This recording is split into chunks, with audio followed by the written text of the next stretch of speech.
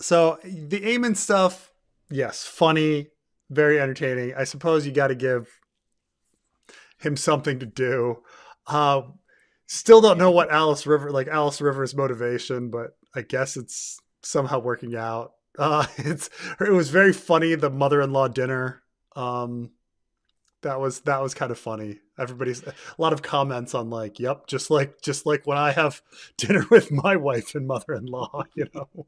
I love what Kyle said here. If Masari pulled out a dick, I'd give the show 5 stars. Absolutely. That would be a Absolutely. surprise. That would be really funny. Like all this time she was like a hermaphrodite or something. And we never, you know, that Explains would the be change in access. that would be something. That would be really something. I'm I'm sorry. trying I'm to sorry.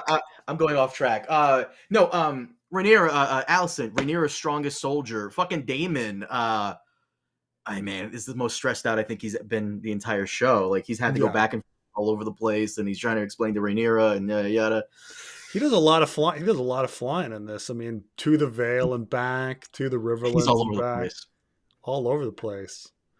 Um, what you Another great Jeyne Arryn scene. I think they know that like Daemon and Jeyne Arryn have like brilliant chemistry on screen, and so they're just like, let's do this again. Let's do this again. Can we have an entire show of Jeyne Arryn and Daemon Targaryen, the odd couple? Um, it would And be that would be the best. Like, who said Ryan Condon doesn't read the books? He got Jane Aaron's lover in there too. I yeah, he forgot the did. He name. did. Of course. Yeah, her Who's lover. Of course he always throws in something to prove that he reads the books. Um, the I how are you liking the Aegon uh plot in the Crownlands? Um, I wasn't digging it. Like I didn't understand what was the point of him going to Rook's Rest and eating that guy's shit-filled shoes. But then, like, was he right. supposed to have a newfound appreciation for the Was he common supposed to folk? I don't. learn something? Because in the end, he Right. hasn't learned anything. You know, Not they're really. I all guess he's a bit more humble because these two guys finally talk shit to his face. But okay, whatever. But Sunfire's back, yay! yeah, yeah, yeah. Um, yeah. I mean, I I went back and looked at that shot of Sunfire's face in the dirt while like Aegon is like stroking it and everything, and it's like you can see most of it. I was surprised that his face was all half off um, at the end. Uh, but he did look cool. Tyland's character kind of all over the map. I'm surprised about his like the nobility of Tyland in this episode. I don't know where that came from, rather than He's being. loyal. He's loyal to Aegon through and through. I gotta give him props for that. I I gotta give know, him but where props does for that that. come from? You know, like I guess we always just considered Tyland to be, I don't know, a meek what dude, right? You know, getting He's tossed. kind of a whatever character, which is again the shame. Like Tylen, super bro. Also, still should have given him time in season 2 to really make us like him more. But And I'm surprised that Larys, after all the shit he's done, he's just like, yeah, I'm gonna fuck off. Like, really, you're fucking off now? Because you've been through a lot of shit and you haven't fucked off, and now you're fucking off at this moment. It's kind of weird, but it's fine. Um, the Corlys scene and his finger, that's kind of out of nowhere. Don't no, know. it's not because remember what the Ormond sends her the message, which was fuck, what was it? It was if you kick this dog, it will bite your hand. Corlys is her hand, so he was Mm, biting her. Get it? yes, no, yeah. Good joke. Good joke. No, that's what he meant. That's what he meant. I would have liked to know the logistics of how Ormond was able to go out and have a conversation with Ulf. Because if you're Ulf, wouldn't you be like, these guys are just gonna fucking assassinate me immediately? And if you're Ormond, Shouldn't you be like, this guy's just gonna burn me to death immediately? Be Did you get the really, really idea difficult. did you get the idea that Ulf has been working for him for quite some time, and maybe that's why Daemon caught him in the city? Did you get that idea? I didn't think of that. No.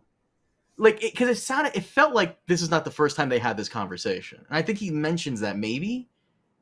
But Yeah. Huh. I would have liked to have seen how Ormund courted Ulf. I would have liked to have seen that. I don't know, like. Right. I mean, you could conceivably send like one scout out, like unarmed, be like, "Hey, Ulf, just want you to know that like Ormond wants to go out and talk to you," and be like, "Okay," and then Ormond comes out and he just flames him to death, and then it's like, like, like why would Ormond?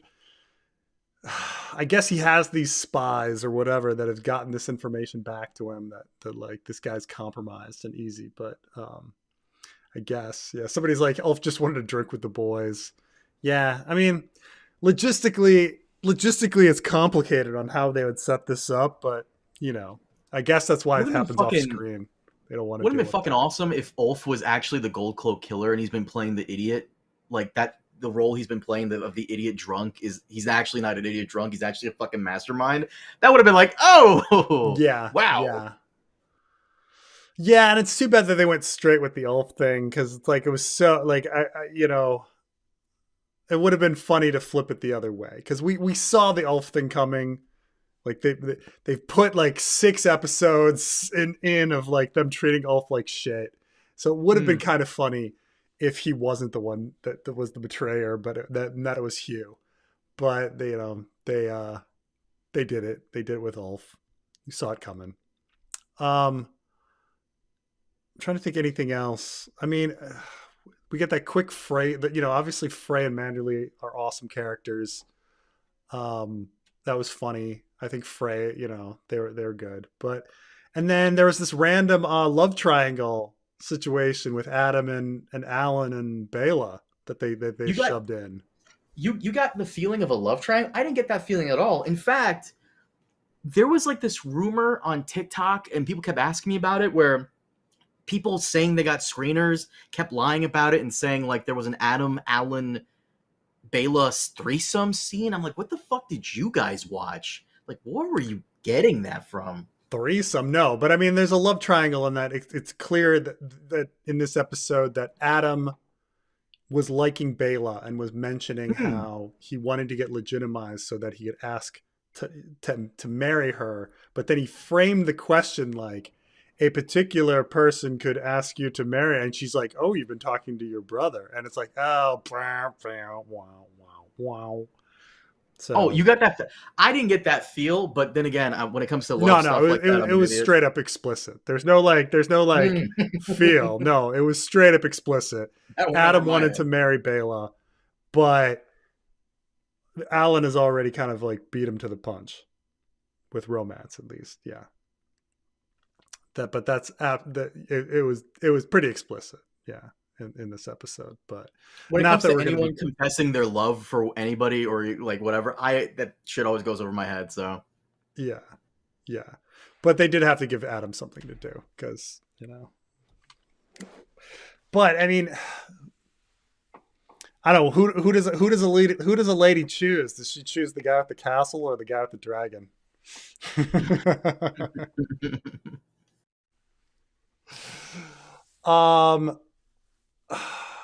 They still never explained how the fuck Tyland found Aegon.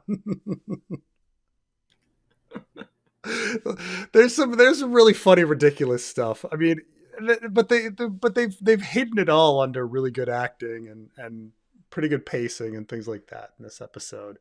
Even though you do admit that the entire all of these circumstances are ridiculous, like the jetpacks and how people are able to talk to each other and the coincidences and everything. But and then there's the random Saria Aemond's girlfriend scene. The madam? Yeah.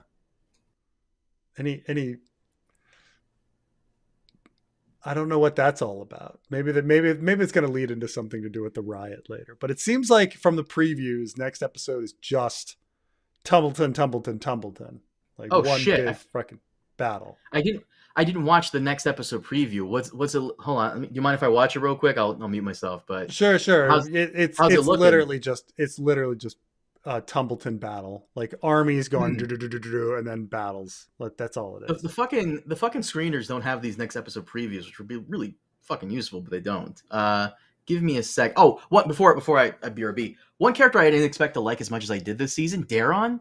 Like, Yeah, Daron's great. Yeah. oh, I feel so bad for that kid. He just wants to fly. He just wants to be alone, left alone. Just wants to go do his I'm thing. Poor surprised Daeron. when they're like, "Oh, what do you do?" It's like, just go to fucking Essos, man. Go to Essos. Yeah. Get out of here, dude.